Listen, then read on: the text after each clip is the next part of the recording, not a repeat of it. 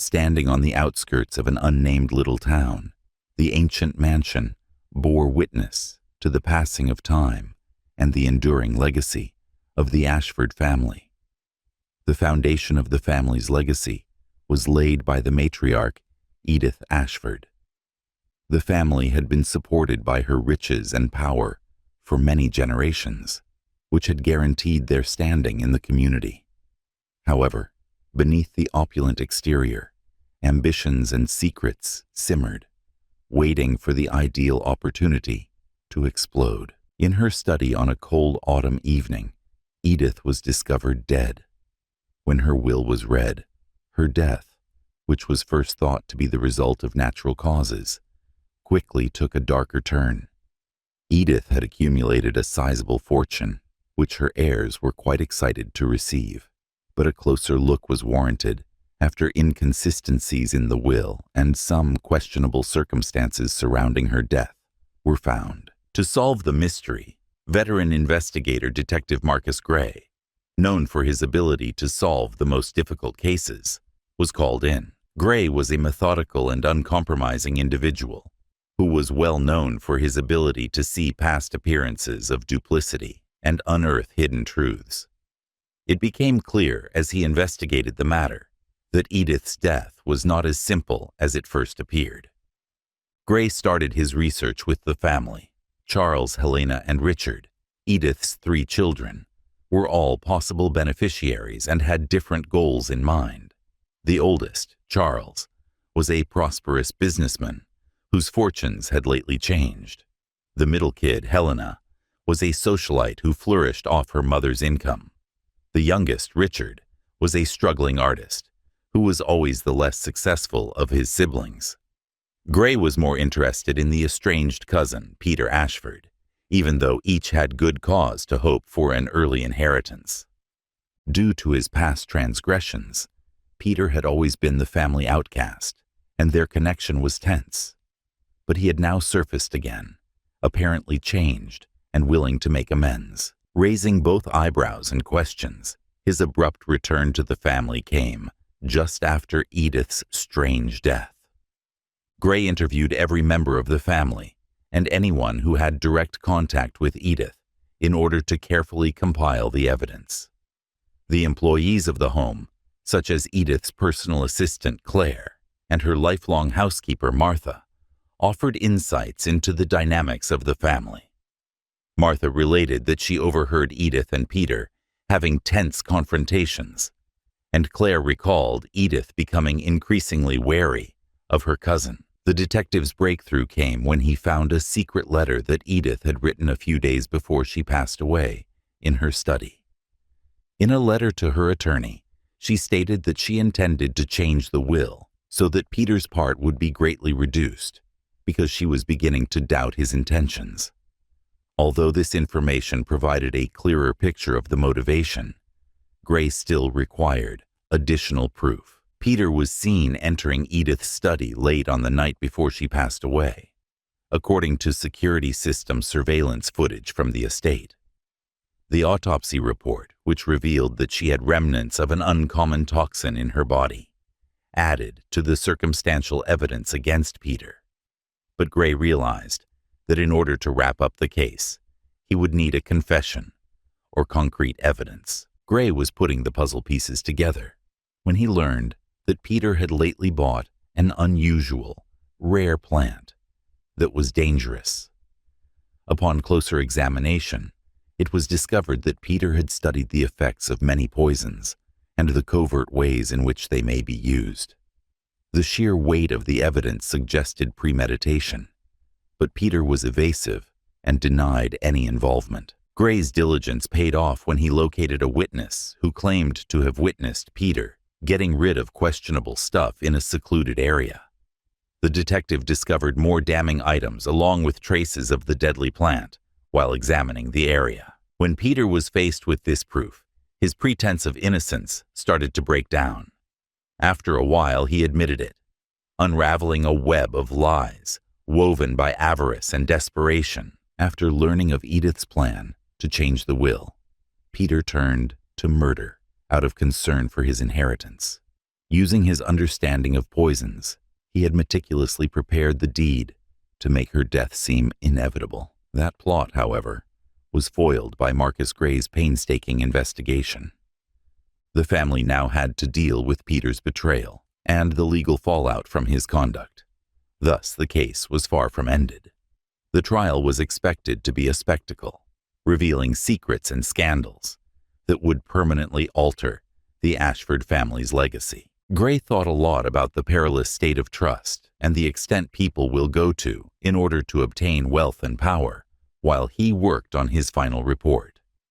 The lesson that would reverberate through the old mansion's hallways for years to come was that Edith Ashford's death had exposed the darkest recesses of human nature. The Ashford family and the small village they called home were rocked by the news of Peter Ashford's imprisonment. The trial loomed enormous, threatening to reveal dark motives and long-buried secrets.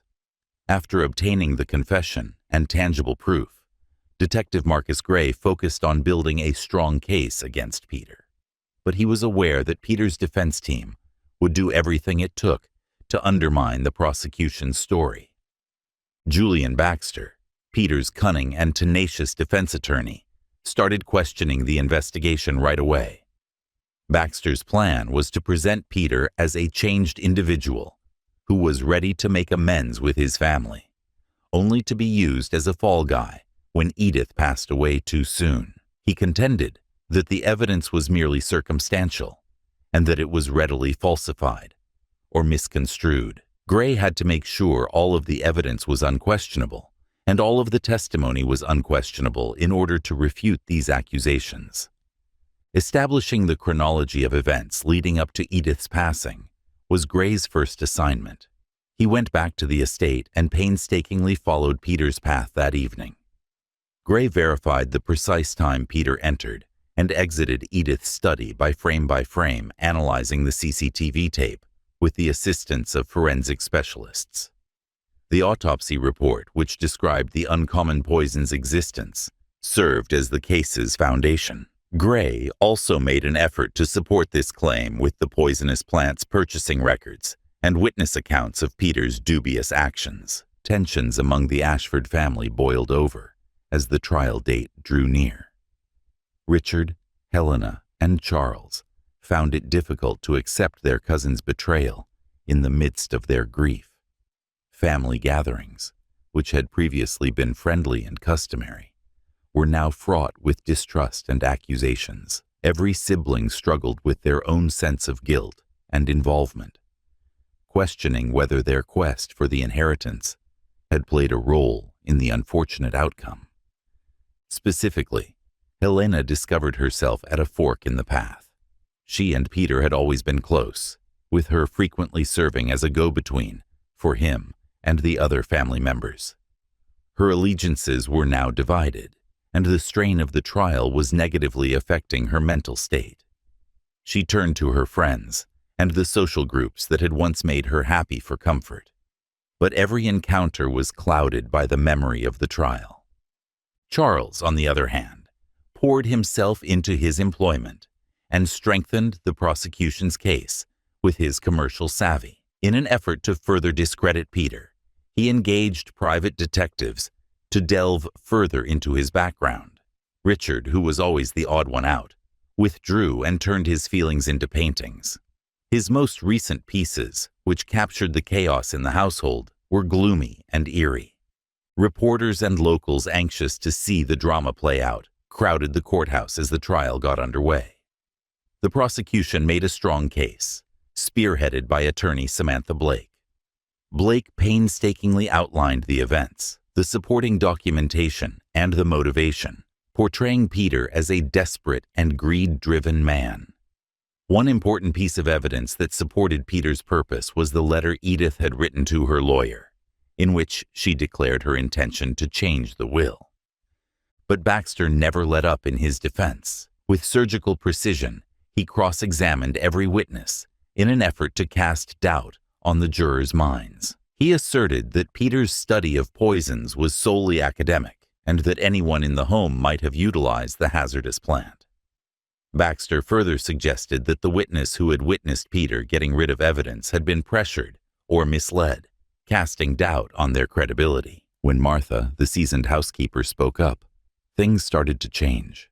Her testimony was vital since she had heard the acrimonious arguments between Edith and Peter and had access to the family's private moments. Martha, a devoted and honorable woman, talked with authority. She talked about how Edith's mistrust of Peter was developing and how the tension in the house was rising. Her testimony underscored the emotional stakes involved and gave the prosecution's case a human touch. Gray kept a close eye on the events and was prepared to offer any more explanations or observations. He was aware that the jury's judgment of Peter's character and the validity of his motivations depended as much on the case as did the tangible evidence. A strong narrative that refuted Baxter's attempts to paint Peter as a victim was provided by the revelation of the concealed letter and Martha's testimony. Both parties were getting ready to present their closing arguments as the trial was about to end. The prosecution urged the jurors to look past Peter's facade, emphasizing the careful preparation and obvious motivation behind Edith's murder. In response, the defense argued that there was a reasonable doubt in the case and that Peter was only an easy target because the true criminal might still be at large. The jury's deliberations appeared to go on forever, with everyone concerned feeling the weight of the outcome strongly. The Ashford family was anxiously awaiting what may mean a very different future. The jury finally returned with a verdict, their faces displaying a mix of solemnity and resolve. There was a noticeable sense of anxiety in the courtroom as the foreman gave out the verdict. The decision would not only decide Peter's fate, but also chart the Ashford family's future, irrevocably changing the once proud dynasty's heritage. The courtroom was hushed as the foreman's voice reverberated, her words cutting like a knife through the tension. "We, the jury, find the defendant, Peter Ashford, guilty of the murder of Edith Ashford." A murmur of voices was followed by a collective gasp from the audience. The verdict opened wounds that may never fully heal for the Ashford family, but it was also a source of relief and sadness. With a look of shock and amazement on his face, Peter stood perfectly still. He had held onto a shred of hope that his lawyer's deft argument would persuade the jury to find him not guilty, despite the overwhelming evidence against him. His demeanor broke when faced with the truth of his belief, exposing his underlying dread and desperation. Judge Harrison entered the courtroom and gave a severe but fair ruling. "Peter Ashford, you have been convicted of killing Edith Ashford on purpose. Your actions demonstrated a flagrant disdain for human life's sanctity and were motivated by avarice." The judge's words, "This court sentences you to life imprisonment without the possibility of parole," had a lot of weight and seemed to close the case in a way that was unchangeable. The media and audience left the courtroom gradually to disseminate the word about the thrilling trial. The Ashfords lingered, all of them deep in contemplation. The ruling gave Charles a somber sense of satisfaction, since he believed it validated his mother's faith in him and his own pursuit of justice. But Helena was divided between relief and sadness, the betrayal all the more bitter because of her previous connection to Peter. Richard said nothing, his face mysterious as he made his own sense of what had happened. After doing his duty, Detective Gray went to the family. With a low, genuine voice, he murmured, "I'm sorry for your loss." The gloomy reality of their circumstances tempered their joy as they thanked him, saying, "I hope this verdict brings you some measure of peace." The Ashford mansion became a place of solitary contemplation in the weeks that followed. The family started the difficult process of mending their ties and their lives while dealing with the fallout from Peter's treachery and Edith's death. As the family's head, Charles used his commercial savvy to mend the family's financial problems and rebuild their reputation. Helena directed her social talents toward causes that paid tribute to her mother and concentrated on doing philanthropic work. Ever the artist, Richard threw himself into his work, producing a sequence of paintings that encapsulated their mutual loss and resiliency. The trial's shadow remained, in spite of their best attempts. Rumors and conjecture regarding the Ashford family's troubled past persisted, with the locals keen to hear about any new developments.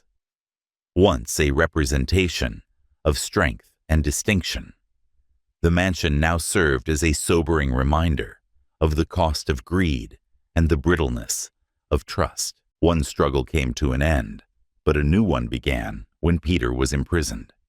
He continued to insist on his innocence while incarcerated, which fueled speculations and conspiracy theories over the real cause of Edith's death.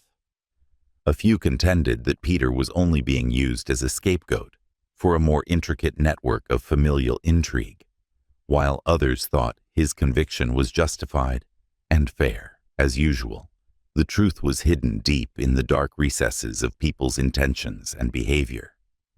As for the Ashfords, they decided to concentrate on what was ahead. They founded the Edith Ashford Foundation with the goal of assisting crime victims and promoting justice.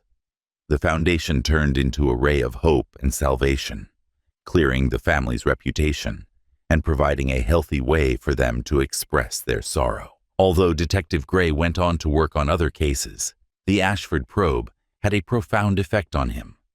It served as a sobering reminder of people's inherent propensity for both good and evil, as well as the frequently hazy distinction between the two. Motivated by the conviction that every case, no matter how grim, had the potential to result in justice and the truth, Gray went on with his work with a newfound zeal.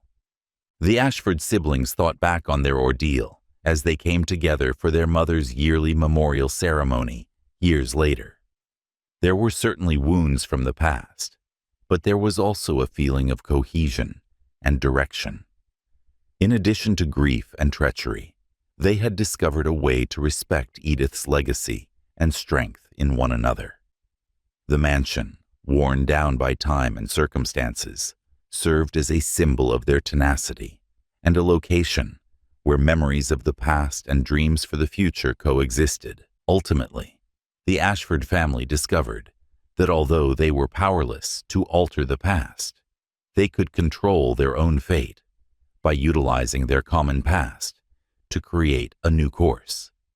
They experienced some calm along the way since they knew they had preserved their mother's legacy and the morals she had taught them. In the little community, Edith Ashford's and her family's story, one of ambition, treachery, and finally, redemption, became a legend.